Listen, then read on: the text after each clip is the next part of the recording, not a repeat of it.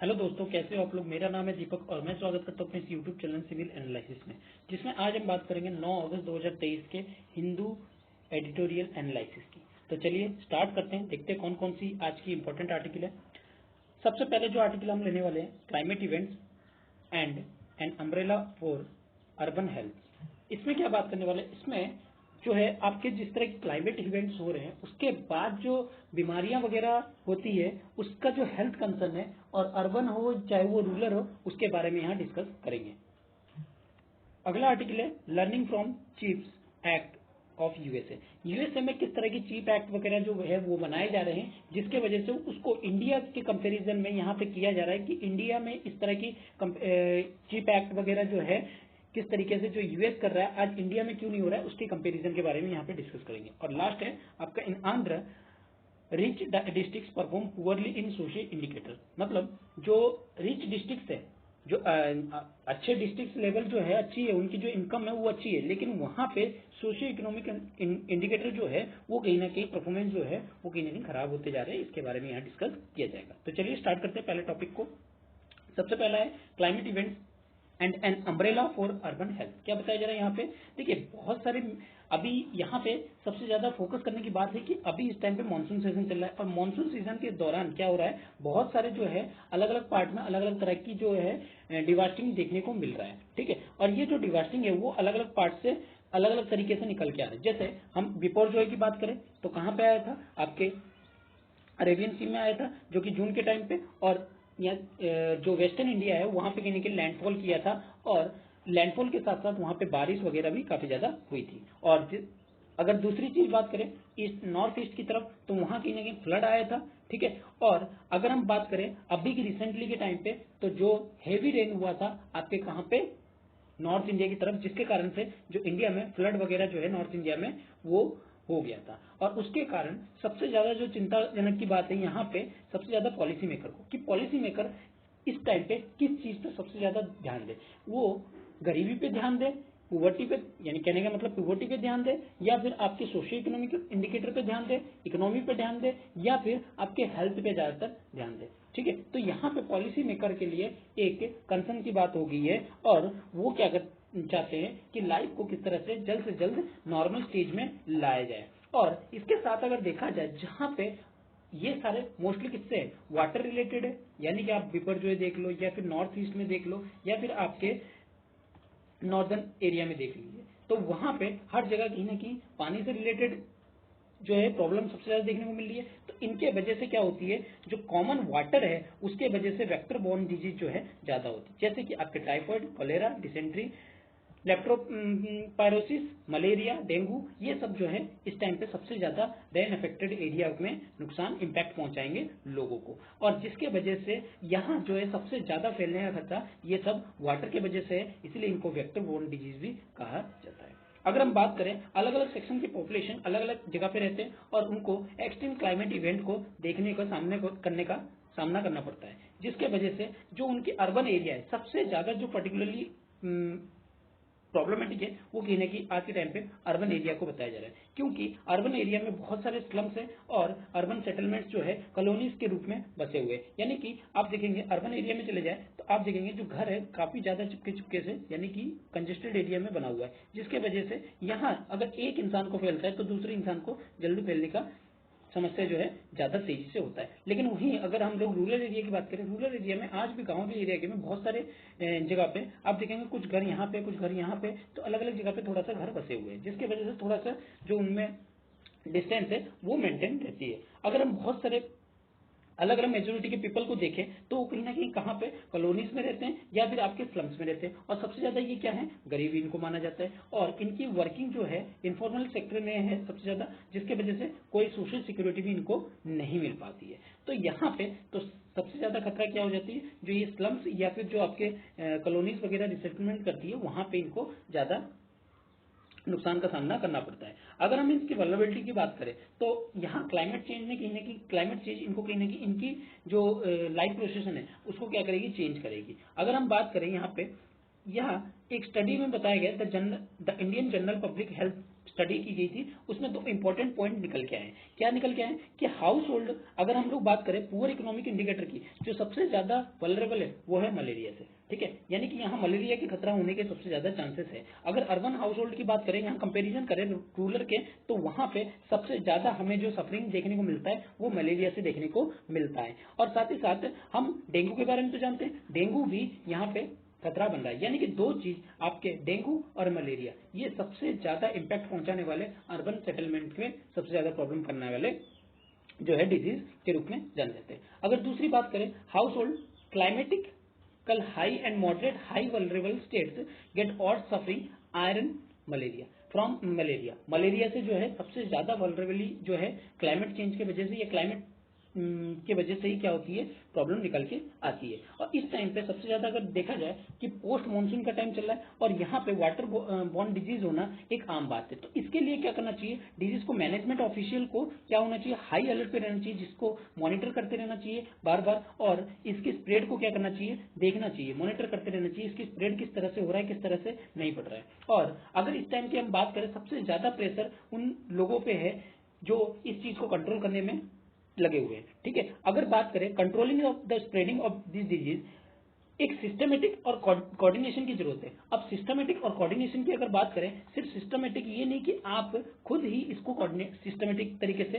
कर रहे हो, यानी कि मान लीजिए ये दिल्ली में फैल रहा है, तो ये नहीं कि आपको सिर्फ दिल्ली में ही देखना है, आपको दिल्ली के साथ साथ यूपी, हरियाणा, राजस्थान, इन स्टेट्स को भी देखना है। क्योंकि यहां से दिल्ली से आपके यूपी की तरफ, नोएडा की तरफ हो गई, गाजियाबाद की तरफ हो गए, या फिर आपके जो राजस्थान की तरफ हो गए, या फिर पलवल वगैरह की तरफ हो गए, ठीक है, पानीपत हो गए, तो इन एरिया में लोग क्या होते हैं, ज्यादा डाइवर्ट होते हैं। डाइवर्ट मतलब इन द सेंस माइग्रेट होते हैं, अपने जॉब के हिसाब से वो क्या करते हैं, अपने आप को वहां लेके जाते हैं। जैसे गुरुग्राम हो गया, तो वो क्या करते हैं, जॉब के हिसाब से अपने आप को वहां लेके जाते हैं, जिसके कारण से वो खतरा जो होता है वो सिर्फ एक स्टेट तक सीमित नहीं रहता, वो अलग अलग स्टेट तक क्या होता है, बढ़ते चला जाता है। ठीक है, तो यहाँ पे ये आपको इंश्योर करना पड़ेगा, ये मैनेजमेंट करना पड़ेगा, मॉनिटर करना पड़ेगा कि आप जो है इन चीज का प्रॉब्लम सिर्फ एक एरिया में नहीं है, आपको अलग अलग जो है उन चीज जगह पे भी देखना पड़ेगा, क्योंकि यहाँ पे माइग्रेशन एक सबसे बड़ी प्रॉब्लम हो जाती है।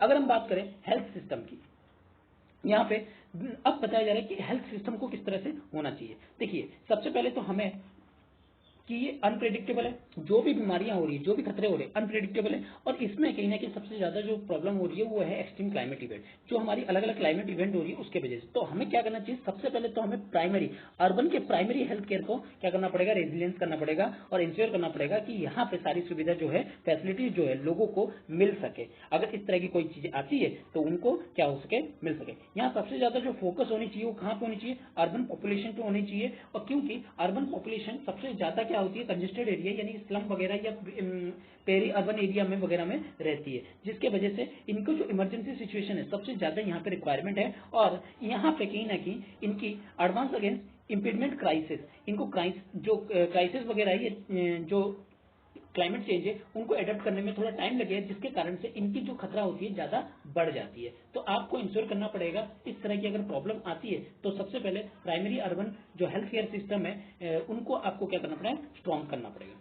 अगर हम यहाँ पे देखें तो सबसे ज्यादा यहाँ पे बात की जा रही है, जो इन ऑथर ने बात किया है कि ग्रेट पब्लिक इन्वेस्टमेंट करने की यहाँ पे जरूरत है और इमीडिएट फोकस करने की जरूरत है, क्योंकि क्लाइमेट शॉक जो है लगभग आते ही जा रहे हैं। हर टाइम पे कुछ ना कुछ हमें क्लाइमेट चेंजेस की वजह से हमें कुछ ना कुछ प्रॉब्लम जो है देखने को मिल रही है। और इसके वजह से हमें सबसे ज्यादा जो इस टाइम पे स्पेंड करना चाहिए, जो बहुत कम स्पेंड हो रहा है प्राइमरी हेल्थ केयर को, या फिर हम कहेंगे छोटी सी फ्रैक्शन जो है वो लोकल बॉडीज का इसमें सिर्फ जा रहा है, उसको कहीं ना कहीं इंक्रीज करने की जरूरत है, उसको बढ़ाने की जरूरत है। और साथ ही साथ जो नेशनल अर्बन हेल्थ मिशन है उसको भी हमें इंप्रूव करना चाहिए, जिससे कि प्राइमरी केयर सिस्टम जो है अर्बन का वो भी इंप्रूवमेंट हो सके। और साथ ही साथ जो लोकल बॉडीज है उनको भी क्या करना चाहिए, उनकी फंड्स में भी इंक्रीमेंट करना चाहिए, क्योंकि वो जो है एक्चुअली ग्राउंड लेवल पे है और वो क्या जानते हैं इसके बारे में बेटर तरीके से जानते हैं। एक पॉलिसी जो होनी चाहिए वो बेटर तरीके से आपके ग्राउंड लेवल पे प्रिपेयर होनी चाहिए, ये नहीं कि अपर लेवल पे प्रिपेयर होनी चाहिए। ठीक है, आगे बात करते हैं। क्या बताया जा रहा है कि जो बड़े सबसे ज्यादा पार्ट हम लोग इस्तेमाल करते हैं प्रिवेंशन में, ठीक है, और पब्लिक हेल्थ की रिस्पॉन्सिबिलिटी पे जो लोकल बॉडीज होती है वो कहीं ना कहीं इसको रोकने में हेल्पफुल होती है। क्योंकि जो अपर बैठा हुआ है, अगर सपोज कीजिए एक स्टेज के ऊपर आप बैठे हुए यहाँ पे इस लेवल पे, तो जो नीचे बैठा हुआ है तो नीचे के तबकों को सिर्फ वही बंदा जान सकता है जो यहाँ पे खुद वहां पे सर्वाइव कर रहा है। यानी कि ग्राउंड लेवल पे रह के अगर जो बंदा देख रहा है वही चीज क्या कर सकता है, इस चीज को एनालिसिस कर सकता है। ये नहीं कि आप अपर लेवल कोई आपने फंड एलोकेशन कर दिया और कोई मतलब ही नहीं बन रहा है उसका, ठीक है। तो यहाँ पे आपको सर्वे करनी पड़ेगी, सर्वे के साथ साथ आइडेंटिफाई करनी पड़ेगी किस एरिया में हमें सबसे ज्यादा जो है प्रोवाइड करनी चाहिए, किस एरिया को हमें डिमार्क करना चाहिए, ताकि जो यहाँ पे जो पॉपुलेशन है उनकी सेविंग, लाइफ सेविंग जो है हो सके। यानी कि अगर हम पैसे खर्च कर भी रहे हैं तो ये नहीं कि सोशल कंडीशन में खर्च कर रहे हैं, लेकिन यहाँ पे किस हिसाब से कर रहे हैं, किस एरिया को ज्यादा जरूरत है और कितने रेडियस में ये जो है। सपोज कीजिए एक हॉस्पिटल है, हॉस्पिटल कितने एरिया को कवर कर रहा है ये भी इंश्योर करना जरूरी है, क्योंकि जब तक आप ये इंश्योर नहीं करोगे तो कहीं ना कहीं आप लोगों को और ज्यादा प्रॉब्लम में डाल लोगे, ठीक है। तो चलिए और क्या बताया जा रहा है, कोविड-19 के एक्सपीरियंस। कोविड-19 की किस तरह की एक्सपीरियंस है, हमने सबने देखा है कि कोविड-19 में हमें हेल्थ केयर सिस्टम को कहीं ना कहीं और ज्यादा मजबूत करना पड़ा और अलग अलग एजेंसी कहीं ना कहीं हमारे साथ मदद में आए, तभी जाके हमने क्या किया, कोविड-19 को हरा सके। जैसे कि आप देख सकते हैं कोविड-19 के टाइम पे बहुत सारी ऑक्सीजन की सप्लाई को जो है वो कहीं ना कहीं रुकी, और उसके बाद ट्रांसपोर्ट सिस्टम ये इसमें भी प्रॉब्लम आई, ठीक है। और साथ ही साथ जब वैक्सीन की डिस्ट्रीब्यूशन की बात थी तो उस टाइम पे भी अवेयरनेस की कहीं ना कहीं कमी थी। तो इन चीजों को कैसे टैकल किया, इन चीजों को टैकल किया लोगों के अवेयरनेस के कारण। यानी कि लोग अगर कॉर्पोरेट किए, आपस में जुड़े, तब जाके हमने ये इस चीज को कर पाए। क्योंकि उस टाइम पे ऐसी सिचुएशन थी भैया, लोग जो है माइग्रेशन जो है वो कहीं ना कहीं एक जगह से दूसरी जगह जा रहे थे, लेकिन उनको खाने को नहीं मिल रहा था। तो कहीं ना कहीं लोगों के कॉर्पोरेशन की वजह से ही उनको रास्ते रास्ते में, बीच बीच में उनको पानी वगैरह जो है, खाने वगैरह जो है मिलते रहे, ठीक है। और दूसरी चीज, जिस टाइम पे एम्बुलेंस की जरूरत थी उस टाइम पे एम्बुलेंस भी नहीं मिल रहे थे, तो कहीं ना कहीं प्राइवेट लोगों ने, जो प्राइवेट कॉर्पोरेशन ने वहां हेल्प करके आके हमें कहीं ना कहीं इसको जो है हेल्थ सिस्टम को हमारे स्ट्रांग बनाया। तो कहीं ना कहीं हमारे जो कोविड-19 की पेंडेमिक है वो आज भी हमारे मन में बैठा हुआ है, और किस तरह की इमरजेंसी सिचुएशन उस टाइम पे थी और उसको किस तरह से हमने टैकल किया है, उसकी नॉलेज वगैरह जो है हमें आज भी है। तो उस चीजों की डाटा शेयरिंग कहीं ना कहीं होनी चाहिए, किस तरीके से हमने उस डाटा शेयरिंग किए थे, प्रिवेंशन किए थे, कि फंक्शन किए थे, ट्रीटमेंट प्रैक्टिसेस किस तरह से किए थे। तो ये सारी चीजें इम्पैक्ट करती है इन सब चीजों को। तो यहाँ पे करना क्या चाहिए, यहाँ सबसे पहले सर्वलाइन इंफॉर्मेशन सिस्टम को कहीं ना कहीं आपको स्ट्रॉन्ग करना पड़ेगा, जिससे कि आप ये जो डिजीज सर्वलाइन प्रोग्राम है उसको कहीं ना कहीं ठीक तरीके से कर सको, यूनिवर्सलाइज कर सको और कॉम्प्रिहेंसिव और स्ट्रेंथ कर सको। ये चीज होनी चाहिए।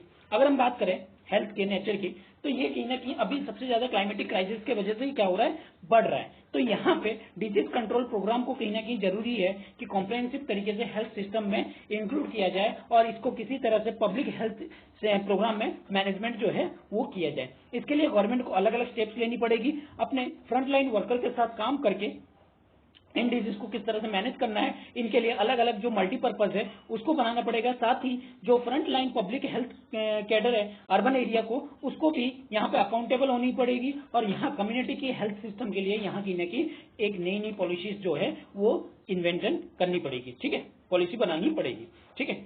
और क्या बताया जा रहा है, यहाँ पे हमें इन्वायरमेंट के साथ भी कॉर्पोरेट करके चलना पड़ेगा, क्योंकि इन्वायरमेंट के वजह से ही हमारी सबसे ज्यादा क्लाइमेट चेंज होती है। तो इन्वायरमेंट को हम लोग क्या करना चाहिए, रेजिलेंट करना चाहिए, जिससे कि हम इन्वायरमेंट के प्रोटेक्शन की बात कर सके। यहाँ पे जो क्लाइमेट चेंज हो रही है वो हमारी इन्वायरमेंट के डिस्टर्बेंस की वजह से ही हो रही है। तो कहीं ना कहीं यहाँ इन्वायरमेंट को कहीं ना कहीं ठीक तरीके से हमें लेके चलना पड़ेगा। ये नहीं कि हम हर चीज को लेके चले और इन्वायरमेंट को नेग्लेक्ट कर दे, ये ठीक अप्रोच नहीं होगी, ठीक है। चलिए आगे बात करते हैं, learning from chips act of USA. क्या बताया जा रहा है, यूनाइटेड स्टेट में कुछ चिप एक्ट वगैरह जो है लाया गया है, ठीक है। सेमीकंडक्टर एंड साइंस एक्ट 2022, जिसको चिप्स एक्ट भी कहा जाता है। तो यहाँ इसको लाए हुए 1 साल हो गए, और यहाँ पे कुछ इसकी इंपॉर्टेंस की बात की जा रही है, कुछ इसमें जो अचीवमेंट है, किस तरीके से जो फंड का एलोकेशन है उस चीज की बात की जा रही है, और साथ ही साथ इंडिया का हमें यूएस से किस तरह से सीखनी चाहिए, ताकि हम अपनी जो चीप इंडस्ट्री है उसको बढ़ा सके, और इंडिया में इस टाइम की क्या कंडीशन चल रही है चीप एक्ट के थ्रू, वो उसको भी यहाँ समझने की जरूरत है। अगर हम बात करें जो एक्ट है वो कहीं ना कहीं 52.7 बिलियन जो है 5 साल के अंदर अंदर अमेरिकन जो कॉम्पिटिटिवनेस को है वो बढ़ाएगा, इनोवेशन को बढ़ाएगा, नेशनल सिक्योरिटी को बढ़ाएगा, किसमें, सेमीकंडक्टर की फील्ड में।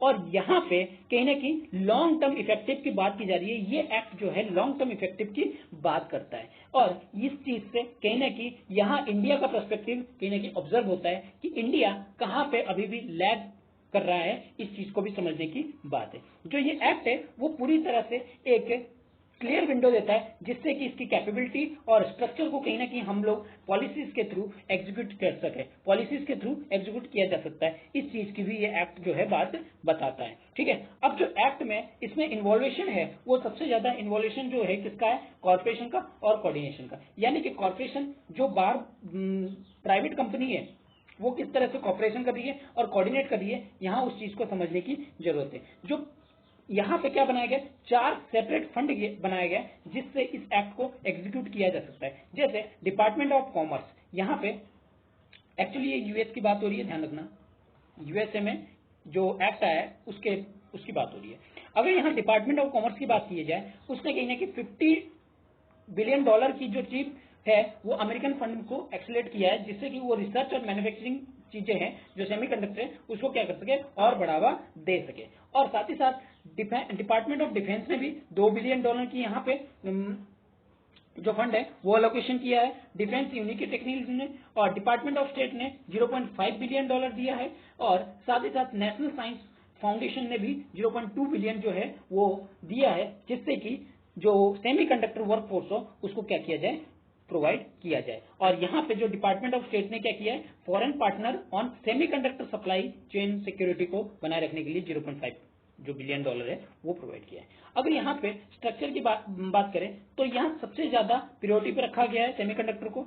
और दूसरी तरफ अगर अब हम कंपैरिजन करें इंडिया के सेमीकंडक्टर इंडस्ट्री जो है, जो पॉलिसीज है उसको मैनेज करने की यहाँ पे जो जिम्मेदारी है वो किसकी है, मिट्टी की है, यानी कि ministry of electronic and information technology की। और यहाँ जो स्कीम्स है उसमें मैन्युफैक्चरिंग, चाहे वो असेंबली हो, चाहे डिस्प्ले हो या कंपाउंड सेमीकंडक्टर हो, सभी चीजें जो है इंडिपेंडेंटली डिवीजन दिया गया है किसको, इंडिया सेमीकंडक्टर मिशन के अंडर जो है इसको लाया गया है। अगर इंडिया की बात करें तो और क्या बताया जा रहा है, और यहाँ पे बताया जा रहा है कि ये जो कंपनी है यानी कि मिट्टी है ये कहीं ना कहीं नॉन प्रॉफिट कंपनी है। तो लेकिन अमेरिका की जो कंट्री है, अमेरिका की जो कंपनी है वो कहीं ना कहीं प्रॉफिटिंग बेस पे काम करती है, जिसके वजह से वो क्या करती है, फंड को अलोकेशन करती है। सबका अपना अपना इंटरेस्ट होता है, जिसके वजह से फंड को क्या किया जाता है, पुश किया जाता है, जिससे सेमीकंडक्टर इंडस्ट्री को और ज्यादा बढ़ाया जाए। लेकिन हमारे इंडिया में क्या चल रहा है, मिट्टी यानी कि मिनिस्ट्री ऑफ जो आपके इंफॉर्मेशन टेक्नोलॉजी है, सिर्फ वही इसके ऊपर काम कर रहा है और वही इसको एडमिनिस्टर कर रहा है। ठीक है, अगर यहाँ एडमिनिस्ट्रेटर की बात की जाए तो CDAC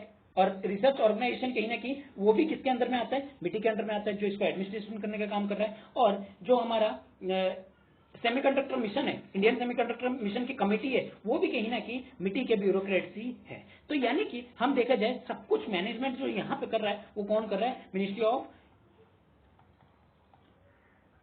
इलेक्ट्रॉनिक जो है वो कर रहा है। ठीक है, यहां पे हम कह सकते हैं।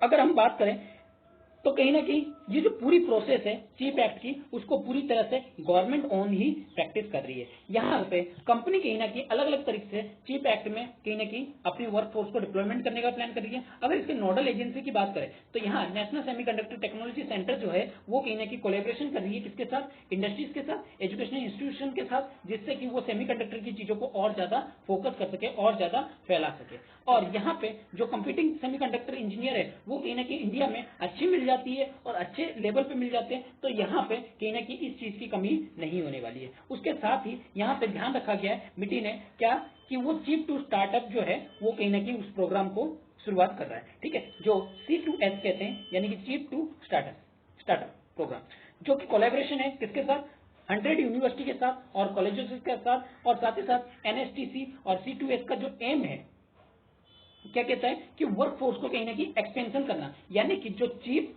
मैन्युफैक्चरिंग है उसमें जो स्किल्ड वर्कर चाहिए उसको किस तरह से हम लोग इंक्रीज कर सकते हैं, यहाँ इस चीज की बात की जा रही है। यानी कि हमें दो चीज यहाँ पता लग रही है, सबसे पहले तो ऑर्गेनाइजेशन कि आप इसको ऑर्गेनाइज कैसे कर रहे हो, साथ ही साथ आपको वर्कफोर्स कैसे मिल रहा है, क्योंकि ये दोनों चीज कहीं ना कहीं इंपॉर्टेंट है। और वर्कफोर्स आपको पता है कि कहाँ से मिलती है, यूनिवर्सिटी और कॉलेज से, क्योंकि यहाँ पे यूनिवर्सिटी और कॉलेज से जितने ज्यादा कोलैबोरेशन रहेंगे इसका मतलब आप वहां से प्लेसमेंट जो है ज्यादा ले सकते हो। और इससे दूसरी बेनिफिट आपको मिल सकती है कि आप लोगों को क्या कर रहे हो, एजुकेटेड के साथ साथ आप उनको एम्प्लॉयमेंट भी प्रोवाइड कर रहे हो। ठीक है, तो ये चीज की बात की जा रही है। और साथ ही साथ आप एक्सपेंशन कर रहे हैं, supporting existing quality training programme, और ट्रेनिंग प्रोग्राम भी दे रहे हो जिससे कि उनकी स्किल्स को क्या किया जाए और इनहेंस किया जाए। इसके साथ साथ अलग अलग जो प्राइवेट ट्रेनिंग सेंटर है वो भी अपने चीफ डिजाइन प्रोग्राम को कहीं ना कहीं बाहर अलग तरीके से मना रहे हैं। तो आपको क्या करना चाहिए, इनको इनके साथ कोलैबोरेट करके आपको काम करना चाहिए।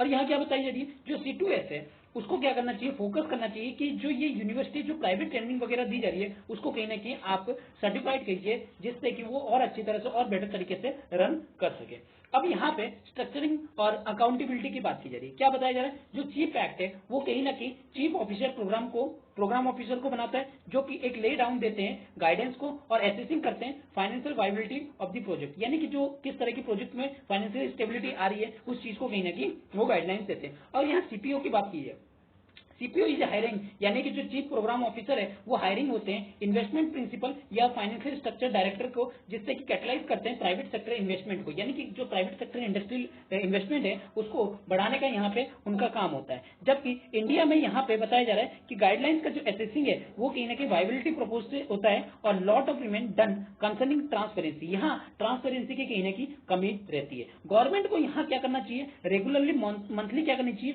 अपनी प्रोग्रेस रिपोर्ट निकालनी चाहिए कि किस तरीके से जो प्रोग्रेस है वो सेमीकंडक्टर प्रोग्राम में वो इंक्रीज हो रहा है। यहाँ पे इस चीज की ट्रांसपेरेंसी जो है होनी चाहिए। साथ ही जो आपकी हेल्प मैनेज एक्सपेक्टेशन और instil reassurance of Indian plan, और इंडिया की प्लान को किस तरह से आगे बढ़ाया जा रहा है इसको भी आपको क्या करना पड़ेगा, एश्योर करना पड़ेगा कि ये ठीक तरीके से चल रहा है या नहीं चल रहा है। अगर हम बात करें चीप एक्ट की, चीप एक्ट में सिर्फ ये नहीं बताया गया कि आप सेमीकंडक्टर को मैन्युफैक्चरिंग जो है यूएस में लाओ। यहाँ पे जो डिपार्टमेंट ऑफ कॉमर्स है वो कहीं ना कहीं 11 बिलियन जो खर्च कर रही है, फोकस कर रही है किस पे, कि फ्यूचर रिसर्च पे, यानी कि आप सेमीकंडक्टर के साथ साथ आगे की जो आपके खर्चे होने वाले, आगे के जो फ्यूचरिस्टिक अप्रोच है उसको भी कहीं ना कहीं यहाँ पे रिसर्च एंड डेवलपमेंट में इंक्रीज कर रहा है। एग्जांपल के लिए जैसे strategic knowledge of advancing packaging, कि आप पैकेजिंग वगैरह किस तरह से करोगे इसको, कि सेमीकंडक्टर को और ज्यादा आगे तक बढ़ाया जा सके, तो इनको भी ध्यान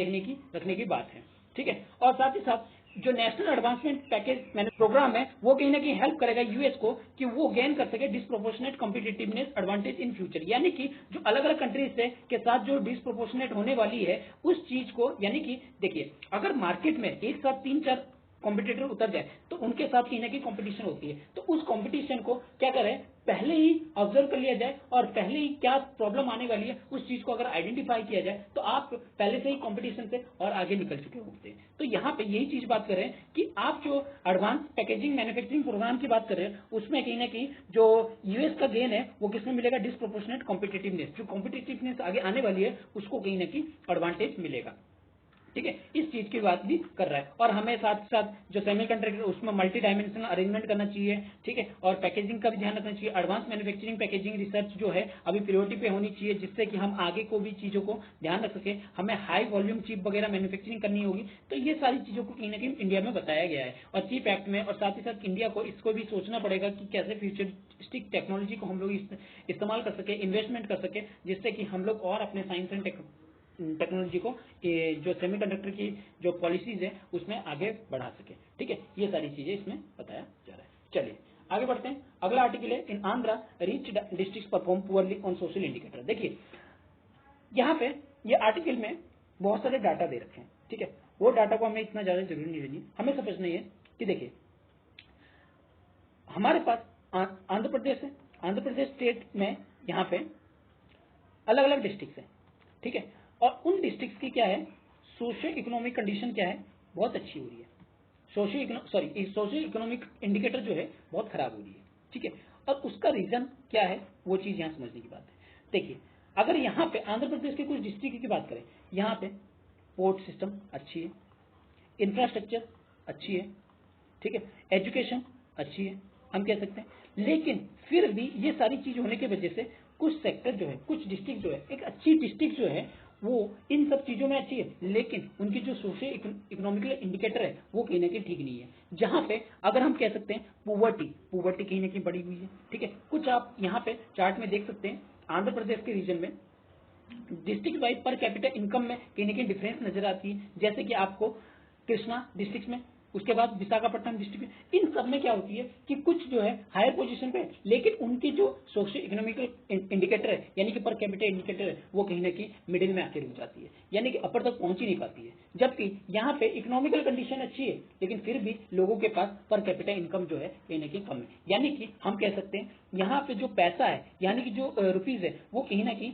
कुछ ही लोगों के बीच में कॉन्सेंट्रेट होकर रह गया है, वो सब लोगों को नहीं मिल पा रही है। ठीक है, और दूसरा फैक्टर भी आ जाता है यहाँ माइग्रेशन का। हम ये भी कह सकते हैं कि माइग्रेशन जो है एक इंपॉर्टेंट रोल निभाती है आपके सोशियो इकोनॉमिकल फैक्टर में, यानी कि आप कह सकते हैं कि जो पर कैपिटा इनकम है वो क्या करते हैं, एक इंसान यहाँ कमा के फिर वो अपने जगह पे ट्रांसफर हो जाता है, तो वो एक थोड़ी सी सोशियो इकोनॉमिक कंडीशन में भी कहीं ना कहीं बदलाव लाते हैं। दूसरी चीज जो हाउस होल्ड, अगर हम लोग यहाँ पे सोशियो इकोनॉमिक कंडीशन की सोशियो कंडीशन की बात करें, इंडिकेटर की बात करें, तो हाउस होल्ड में वुमेन्स रहती है और उनको चलाने के लिए, घर चलाने के लिए सबसे पहली चीज तो कुकिंग गैस यहाँ इंपॉर्टेंट होती है, एलपीजी, नेचुरल गैस, बायोगैस यहाँ इंपॉर्टेंट होती है। लेकिन यहाँ पे बहुत सारी डिस्ट्रिक्ट ऐसी है जहाँ पे ये सारी फैसिलिटी पूरी तरह से नहीं मिल पाई है, अभी भी क्लीन जो फॉसिल फ्यूल का यूज करना चाहिए उतना नहीं हो पा रहा है। जगह आप बात कर सकते हैं गुंटूर और प्रकाशम, जो कि सबसे ज्यादा 90% house hold use clean fuel का करते हैं, जबकि विशाखापट्टनम में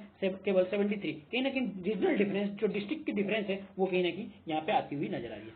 तीसरी जो यहाँ चार्ट में बात किया जा रहा है वो है हाउस होल्ड की sharing, usually cover under the health insurance. Health insurance में भी कहीं ना कहीं डिस्पैरिटी नजर आ रही है, कुछ डिस्ट्रिक्ट जो है अच्छा काम कर रही है लेकिन कुछ डिस्ट्रिक्ट जो है कम काम कर रही है। तो यहाँ पे आप सोशल इंडिकेटर में क्या क्या चीज लिख सकते हो ये इंपॉर्टेंट है। ठीक है, इसके लिए ये आर्टिकल को मैं लाया हूं। देखिए सोशल इंडिकेटर में आप क्या क्या लिख सकते हो, सबसे पहले तो per capita income, per capita income. दूसरी चीज आप लिख सकते हो हाउस होल्ड रिक्वायरमेंट, यानी कि आप कह सकते हो यहां पे जो हाउस होल्ड की क्लीन फ्यूल। ठीक है, तीसरी चीज इंश्योरेंस। ठीक है, इंश्योरेंस। चौथी चीज आप कह सकते हो कि मैटरनल मोर्टेलिटी रेट। ठीक है, और अगला ले सकते हो कि भैया चाइल्ड मोर्टेलिटी रेट। ठीक है, ये सारी चीजों में भी कहीं ना कहीं अलग अलग डिस्ट्रिक्ट जो है अलग अलग तरीके से काम कर रही है। गवर्नमेंट हॉस्पिटल की सुविधा। ठीक है, एजुकेशन, एजुकेशन में भी आप इसको कैटेगराइज कर सकते हो, जैसे वुमेन्स की एजुकेशन, वुमेन्स का ड्रॉप आउट। ठीक है, यानी कि गर्ल्स का जो है ड्रॉप आउट। ठीक है, गर्ल्स के ड्रॉप आउट के साथ साथ आप ये भी लिख सकते हो कि किस तरीके से गर्ल्स की जो फैसिलिटीज वगैरह है वो भी मिलना, कि उनको जो प्रॉपर टॉयलेट की सिस्टम, ड्रिंकिंग वाटर के सिस्टम। ठीक है, ड्रॉप आउट रेट भी लिख सकते हो। ठीक है, और साथ ही साथ इंक्लूसिवनेस को भी इसमें इंक्लूड कर सकते हो। तो ये सारी चीजें जो है इंपॉर्टेंट विषय है आपके मेंस के लिए, मेंस के पॉइंट ऑफ व्यू से। तो यहाँ देखा जाए किस तरीके से जो है सोशियो इकोनॉमिक डिफरेंस जो है, सोशियो इंडिकेटर कहीं ना कहीं डिफरेंस क्रिएट कर रहा है। यहाँ पे डिस्ट्रिक्ट वाइज आप इस चीज को समझ सकते हो और ये सारी चीजों को क्या कर सकते हो, आप मेंस में इंक्लूड कर सकते हो। ठीक है, चलिए, तो आज के लिए बस इतना ही। अगर आपको लेक्चर अच्छा लगा है तो इसको लाइक कीजिए, अपने दोस्तों के साथ शेयर कीजिए और सब्सक्राइब करना ना भूलिए। Thank you.